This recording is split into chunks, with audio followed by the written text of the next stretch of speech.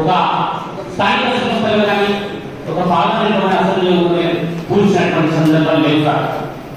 మరి నేను గుర్తించినట్టయితే రిజర్వేషన్ ప్రకారంగా మాకు రాజకీయంగా అవకాశాలు కల్పించాలి. అవకాశాలు లేదని మేము ఎక్కడ మాట్లాడలేకపోతున్నాం సార్. కొంతమంది మాట్లాడడానికి అవకాశాలు ఎంత అవుతున్నాయి. ఎన్నోసార్లు మేము పెద్ద కలెక్టర్ కానీ మంత్రులకు కానీ విన్నపం ద్వారా ఇవ్వడం జరిగింది. మరి ఎక్కడ కూడా అవకాశాలు లేవు సార్. మరి మేము ఎందుకంటే రాజకీయంగా మరి మాకు రిజర్వేషన్ ప్రకారంగా మాకు అవకాశాలు కావాలి. ఈ అవకాశాలు లేని మేము ఎవరి వాళ్ళతో మొదలుపెట్టుకున్నా కానీ మాకు గోడ మీద వాళ్ళు లేదు సార్. మీ పెద్దలు ఈ గోడను మీ ఖచ్చితంగా మాకు న్యాయం చేయాలని మీకు తెలియజేస్తున్నాము.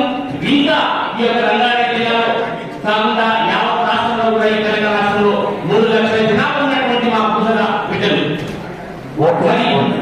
ఇంతమందికి ఒక జీవన విధానం కూడా మేము గొప్పనెత్తుకొని రిబ్బన్స్ గాజులు ప్రతి పెళ్లికి మరి ఉత్తేజించేటువంటి గాజు కుంకుమ ఈ విధంగా ఇచ్చేటువంటి ప్రధాన పాత్ర పోషిస్తున్న వాళ్ళని ఇదన్నీ కూడా మీ ముందర పెట్టడం జరిగింది. మా చరిత్ర మా యొక్క జీవనోపాధి కూడా దెబ్బతింటుంది.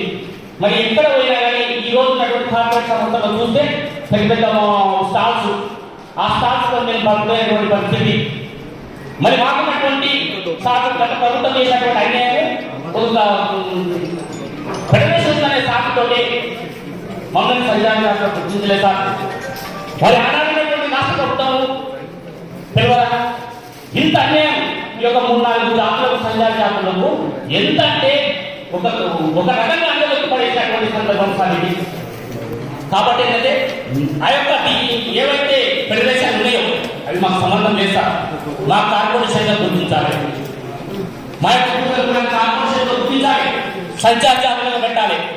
అప్పుడే మేము మా యొక్క జాతిని మేము న్యాయం చేసుకోగలుగుతాం. గౌరవ ముఖ్యమంత్రి గారు అవకాశం ఇచ్చారు దాన్ని మేము సద్వినియోగం చేసుకోగలుగుతాం.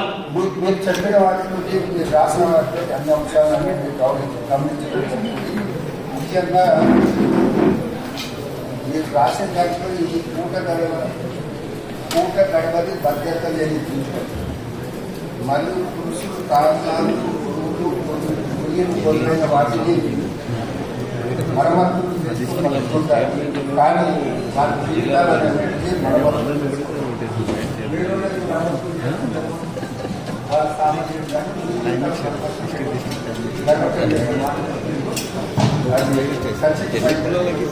మీరు చెప్పిన విధంగా సంచారం